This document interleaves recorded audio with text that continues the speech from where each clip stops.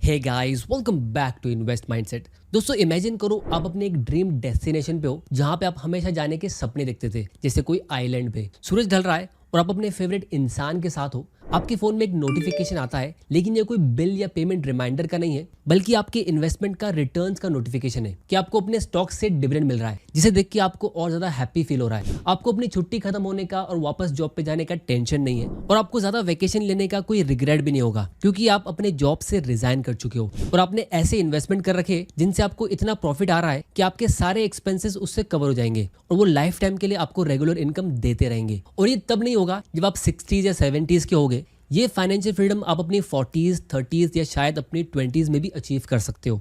अभी सुनने में थोड़ा इमेजिनरी लग रहा होगा, लेकिन ये पॉसिबल है, क्योंकि हमें स्कूल में मनी मैनेजमेंट और इन्वेस्टमेंट के बारे में सिखाया नहीं जाता है, इसीलिए ये इम्पॉसिबल लगता है। बहुत लोग अपनी 30s या 40s तक इस कॉन्सेप्ट को डिस्कवर भी नहीं करते, लेकिन आज मैं बताऊंगा कि कैसे ये हो सकता है। दोस्तों, आज हम ये जानेंगे कि कैसे आप जल्दी फाइनेंशियल फ्रीडम अचीव कर सकते हो, जैसे कि सिर्फ 10 साल या उससे भी कम टाइम में। और उसके लिए मैं एक नहीं 2 रास्ते बताऊंगा। तो ये एक बहुत ही डिटेल्ड वीडियो होने वाला है कि कैसे मैंने खुद ये फाइनेंशियल फ्रीडम के कॉन्सेप्ट को अपनी लाइफ में यंग एज में डिस्कवर किया, फिर कब मुझे कॉन्फिडेंस मिला फाइनेंशियल फ्रीडम अचीव करने के लिए, ताकि आप लोगों को भी अपनी फाइनेंशियल फ्रीडम की जर्नी में वो कॉन्फिडेंस, नॉलेज और डायरेक्शन मिले। तो बिना वक्त बर्बाद किए हम शुरू करते हैं। तो इस कॉन्सेप्ट को हम एक स्टोरी की हेल्प से समझते हैं। तो 3 दोस्त होते, राजू, फरहान और रेंचो। तीनों मिडिल क्लास फैमिली से बिलोंग करते। ये तीनों इंडिया के अलग अलग शहर से आते अपनी पढ़ाई कंप्लीट करने के लिए और कॉलेज में आके दोस्त बनते। रेंचो अपने कॉलेज के लेक्चर्स अटेंड करने के बाद बहुत ही कम टाइम अपने फ्रेंड्स के साथ टाइम पास करता और उसके बाद वो पार्ट टाइम जॉब, इंटर्नशिप और फ्रीलांस जॉब करता। बाकी दोनों फ्रेंड राजू और फरहान अपनी कॉलेज लाइफ को एंजॉय करते। तो एक दिन राजू रेंचो से कहता है कि क्या तू कॉलेज के बाद ऐसे ही ओवर टाइम करता रहेगा? ये इंटर्नशिप और फ्रीलांस करके तू कितना चिल्लर जमा कर लेगा? तो कॉलेज के दिनों में राजू और फरहान रेंचो को बस काम करते हुए देखते थे और इसी तरह इनकी 4 साल की डिग्री कंप्लीट हो जाती है और इनको अपने अपने कॉलेज से प्लेसमेंट लग जाती है। तो सबसे पहले फरहान को 40,000 पर मंथ की सैलरी मिलती है, जो साल का होता है 4.8 लाख। फिर आता है राजू, जो पढ़ाई में सबसे तेज था और इसीलिए उसको 1 लाख पर मंथ की प्लेसमेंट लग जाती है और तब वो सबसे खुश लग रहा था।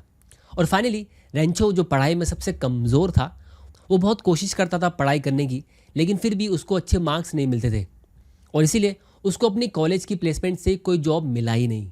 उसको अपनी डिग्री कंप्लीट करने के बाद अपने होम टाउन आके खुद ही एक जॉब ढूंढना पड़ा, जो उसको एक बेसिक 25,000 पर मंथ की सैलरी देता है, जिसमें काम भी बहुत होता है जो उसको पसंद नहीं है। तो जॉब्स मिल जाने के बाद ये तीनों एक दूसरे से इतना बात नहीं करते और अपनी लाइफ में बिजी हो जाते और फिर ये तीनों डायरेक्टली 15 साल के बाद मिलते। और जब ये मिलते तो राजू का पेट बाहर आ चुका होता है, उसके सर के बाल उड़ चुके होते, वो बहुत ज़्यादा अनहेल्दी और स्ट्रेस्ड लग रहा था। तब फरहान उसे पूछता है कि यार तू अपनी हेल्थ का ख्याल क्यों नहीं रखता है? तो राजू कहता है कि यार क्या बताऊं, जॉब से आके कुछ टाइम मिलता ही नहीं है और जॉब के स्ट्रेस से इतना थक जाता हूं कि वर्कआउट करने की एनर्जी होती नहीं है। तू बता, तू क्या कर रहा है आजकल?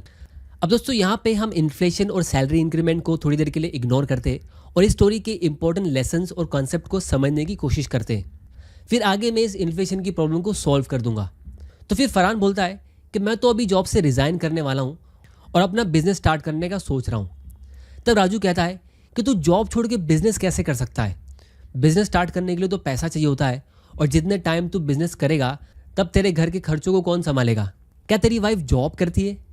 तब फरहान बोलता है, अरे नहीं यार, हमारी तो ट्रेडिशनल फैमिली है, वो तो एक हाउसवाइफ है और उसमें खुश है। तो फिर राजू रिप्लाई करता है कि फिर तेरे घर के खर्चे संभालेगा कौन?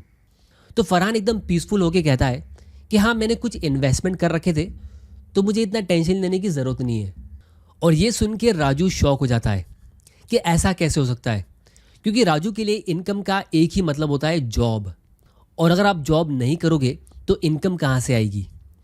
तो वो फरहान से पूछता है कि तूने एग्जैक्टली किया क्या? तब फरहान बोलता है कि मैं तुझे थोड़ी देर में बताऊंगा कि मैंने एग्जैक्टली क्या किया।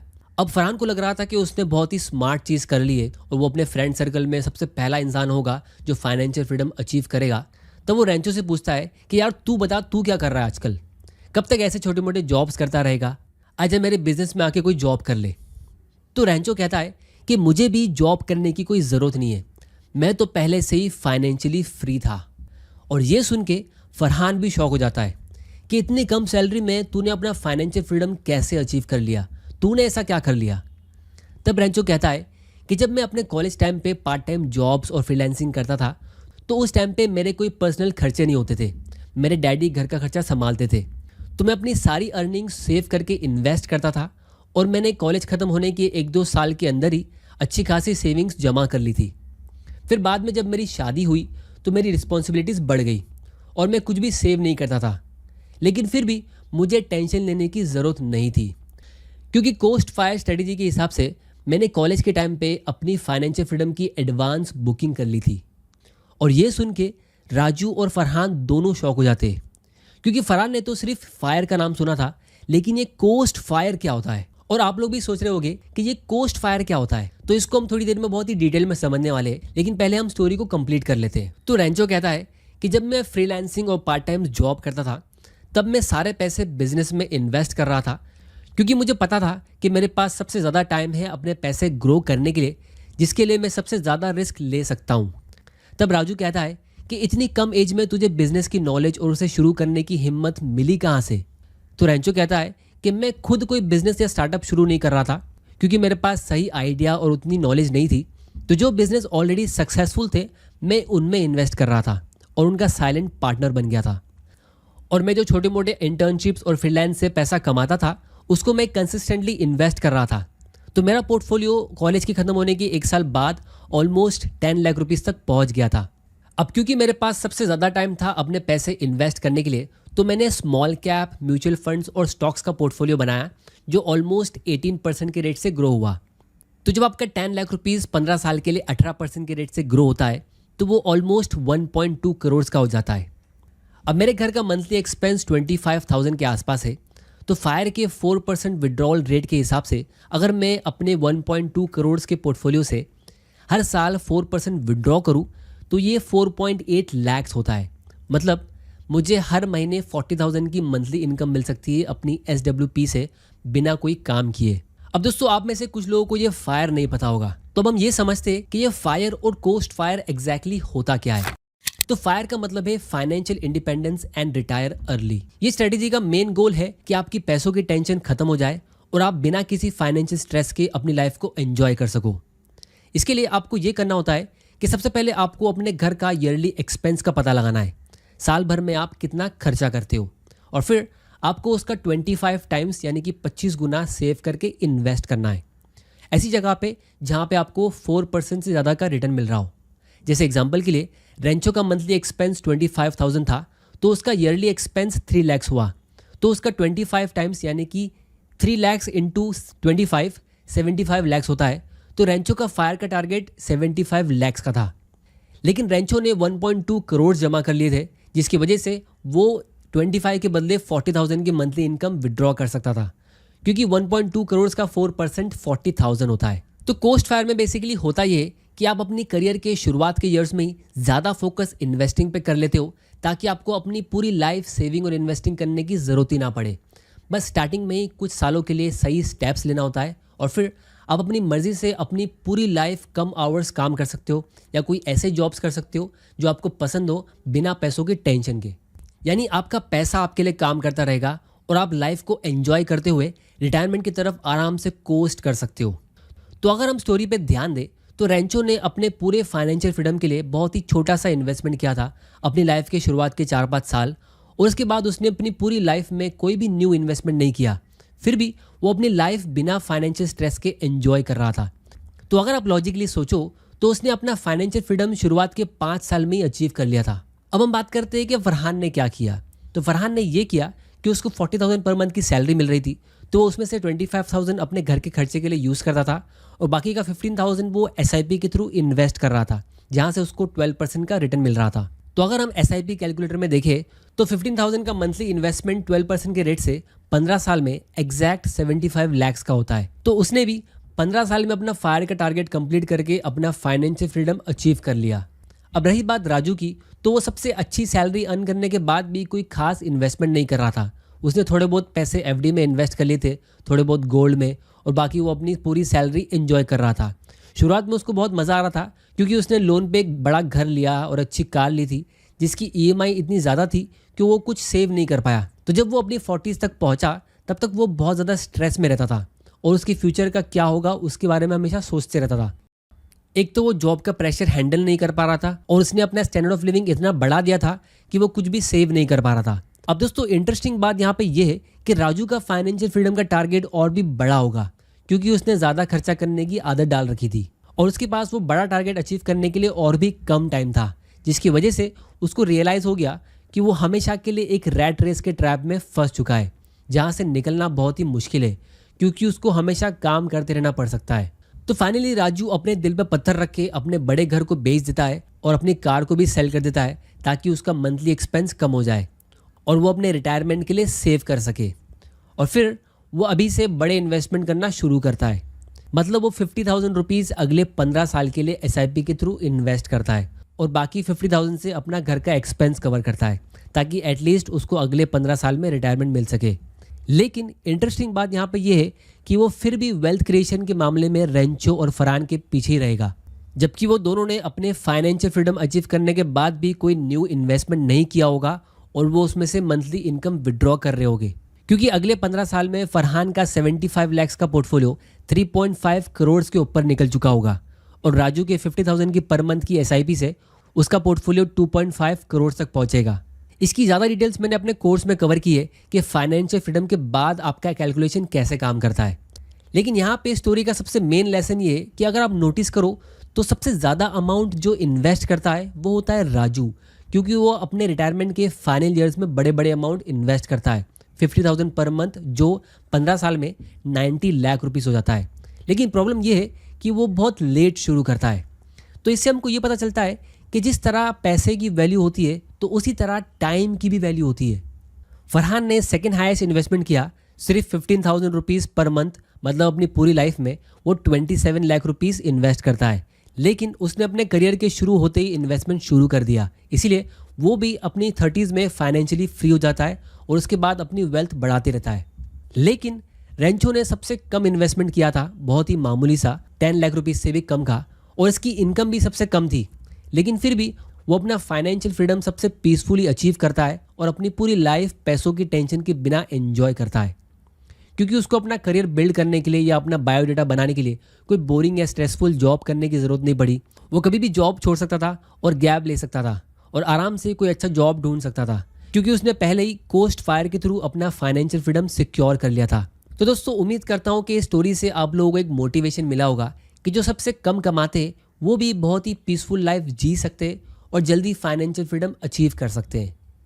वेल्थ क्रिएशन के गेम में आपकी एक्टिव इनकम भी मैटर करती है, लेकिन आप कम इनकम से भी अच्छी वेल्थ क्रिएट कर सकते हो। इसमें सबसे इंपॉर्टेंट ये होता है कि आप अपनी इनकम को कैसे यूज़ करते हो। अगर आप अपनी लाइफ में सिर्फ नेगेटिवली ही सोचो तो आप बहुत सारे बहाने बना सकते हो कि हम तो मिडिल क्लास से हैं, या ये वेल्थ क्रिएशन का गेम सिर्फ अमीर लोगों का होता है, मैंने तो कोई अच्छे कॉलेज से पढ़ाई नहीं की, या पैसे तो सिर्फ प्रॉपर्टी में इन्वेस्ट करके बनते हैं जिसके लिए बड़ा अमाउंट चाहिए, एक्सेट्रा एक्सेट्रा। लेकिन जिसके पास डायरेक्शन होगी तो वो बहुत ही छोटे अमाउंट से भी अपना फाइनेंशियल फ्रीडम अचीव कर लेंगे और एक बहुत ही पीसफुल लाइफ जिएंगे। अब दोस्तों हम स्टोरी को वापस से कंटिन्यू करते हैं और एक बहुत ही इंटरेस्टिंग लेसन सीखते हैं।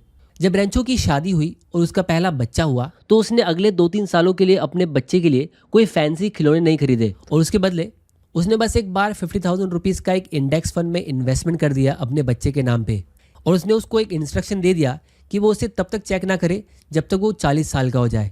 अब दोस्तों क्या आप लोग गैस कर सकते हो कि वो छोटा सा 50,000 रुपीज़ का वन टाइम इन्वेस्टमेंट 40 साल में कितना हो गया होगा? इसका आंसर ये है कि वो 50,000 रुपीज़ 40 साल में 15% के रेट से 1 करोड़ 33 लाख में ग्रो हो चुका होगा। और अगर वो कुछ साल और वेट कर ले तो अगले 10 साल में वो 5 करोड़ से भी ऊपर निकल जाएगा। तो अगर रेंचो का बेटा अपनी पूरी लाइफ रिटायरमेंट के लिए कुछ भी सेव और इन्वेस्ट ना करे तो भी उसका फाइनेंशियल फ्रीडम पहले से ही सिक्योर्ड है। तो दोस्तों अगर हम यहाँ पे गौर करें तो एक सिंपल सा स्टेप रेंचो के बच्चों के लिए ऐसा काम करता है जो उनकी पूरी जिंदगी के फाइनेंशियल स्ट्रेस को दूर कर सकता है। एक छोटा सा स्टेप उसके बच्चों की लाइफ में इतना बड़ा इम्पैक्ट डाल सकता है कि वो बिना किसी पैसों की चिंता के अपनी लाइफ जी सकते हैं। तो अब सवाल ये उठता है कि रेंचो ने इतनी कम एज में इतना सही स्टेप लिया कैसे? तो उसका आंसर है पावर ऑफ फाइनेंशियल नॉलेज। जब आपके पास राइट नॉलेज होती है तो आपको कॉन्फिडेंस मिलता है सही स्टेप लेने का। ऐसी नॉलेज सिर्फ रिच लोगों के पास होती है जो वो सिर्फ अपने बच्चों को ही सिखाते हैं, और इसीलिए मिडिल क्लास लोग हमेशा फाइनेंशियली स्ट्रगल करते रह जाते हैं। तो इसीलिए जो नॉलेज लोगों को काफ़ी सालों बाद मिलती है, वो सारी नॉलेज मैंने एक ही जगह पे देने की कोशिश की है, जिसके लिए मैंने आप लोगों की स्पेशल रिक्वेस्ट पे एक कंप्लीट फाइनेंशियल फ्रीडम गाइड बनाई है, जिसमें मैंने फाइनेंस की एबीसीडी से लेके अल्टीमेट फाइनेंशियल फ्रीडम तक माइंडसेट और स्ट्रेटेजी की सारी चीज़ें इंक्लूड की है। जैसे फाइनेंशियल फ्रीडम एग्जैक्टली क्या होता है, इसको अचीव करने में क्या क्या डिफ़िकल्टी आती है, वो कौन सी प्रॉब्लम्स होती है जो लोगों को फाइनेंशियल सक्सेस अचीव करने नहीं देती है, फिर हमें कितना अमाउंट चाहिए होता है और कौन सी स्ट्रेटेजीज होती है फाइनेंशियल फ्रीडम की, और वो सब एग्जैक्टली काम कैसे करती है, वो सब इसमें इंक्लूडेड है। फिर आपको कहाँ कैसे इन्वेस्ट करना है, कौन से एसेट में, जैसे index fund, mutual fund, stocks, gold, और किस में कितना इन्वेस्ट होना चाहिए, वो सब भी। और फिर अगर आप म्यूचुअल फंड या निफ्टी में इन्वेस्ट करते हो तो उससे आपको फ्यूचर में एग्जैक्टली कितना रिटर्न मिल सकता है और क्यों। फिर हम पर्सनल फाइनेंस के कुछ इंपॉर्टेंट कॉन्सेप्ट्स को समझेंगे। फिर उसके बाद इन्फ्लेशन, टैक्स और लोन के भी बहुत सारे आई ओपनर लेसन्स को डिस्कस करेंगे कि क्यों लोग ज़्यादातर इनके ट्रैप्स में फंस जाते हैं।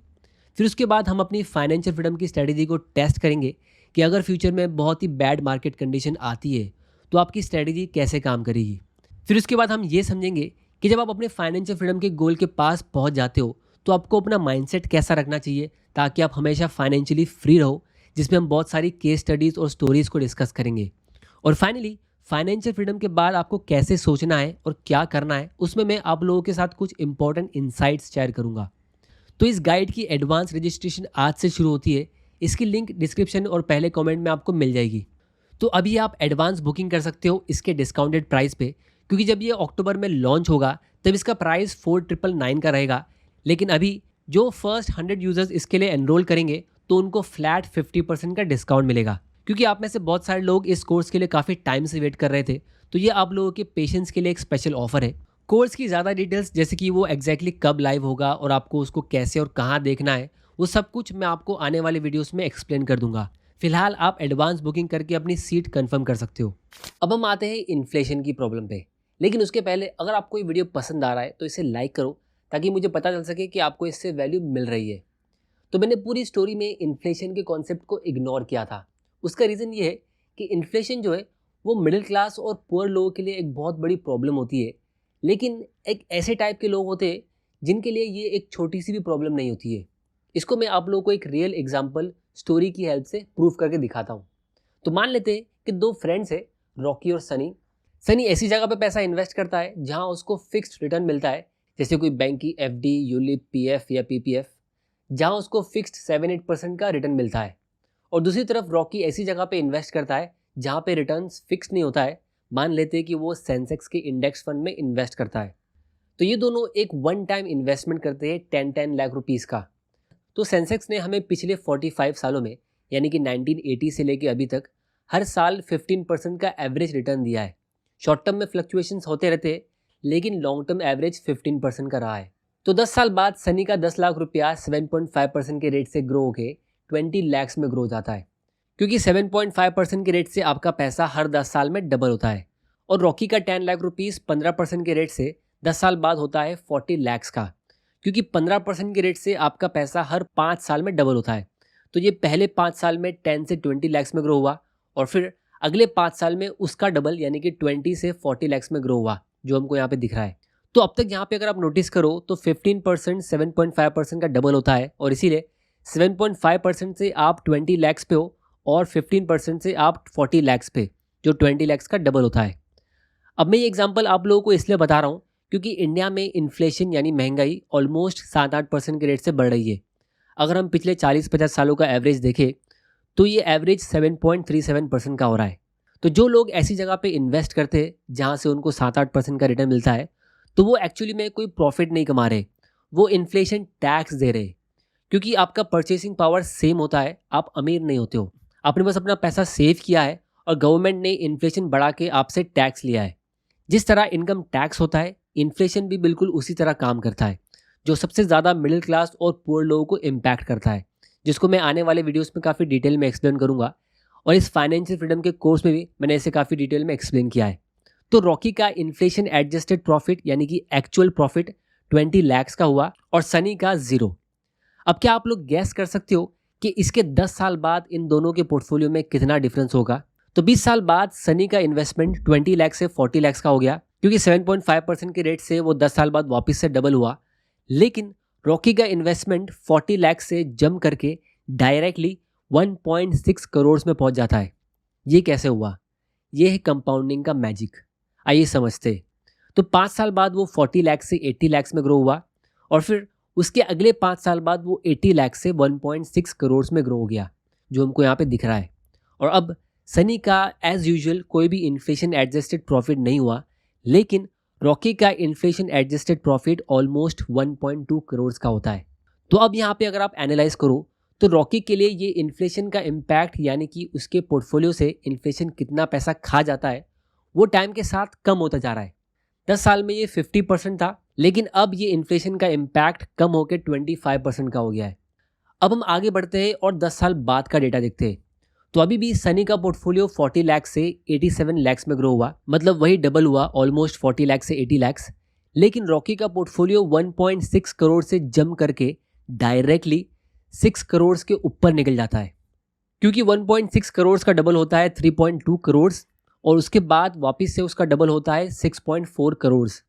तो 10 साल बाद वो 1.6 करोड़ से 6.6 करोड़ में पहुंच जाता है। तो अगर हम अब इस 6.6 करोड़ को 85 लाख से माइनस करेंगे, क्योंकि ये 87 लाख इन्फ्लेशन का लॉस है, तो अभी भी उसका 5.7 करोड़ का इन्फ्लेशन एडजस्टेड प्रॉफिट होता है। और अब रॉकी के पोर्टफोलियो से इन्फ्लेशन का नुकसान और भी कम हो गया, ऑलमोस्ट 14% का। 40 साल बाद सनी का पोर्टफोलियो 87 लाख से 1.8 करोड़ में ग्रो होता है, और रॉकी का पोर्टफोलियो 6.6 करोड़ से डायरेक्टली 26 करोड़ पे जंप मारता है।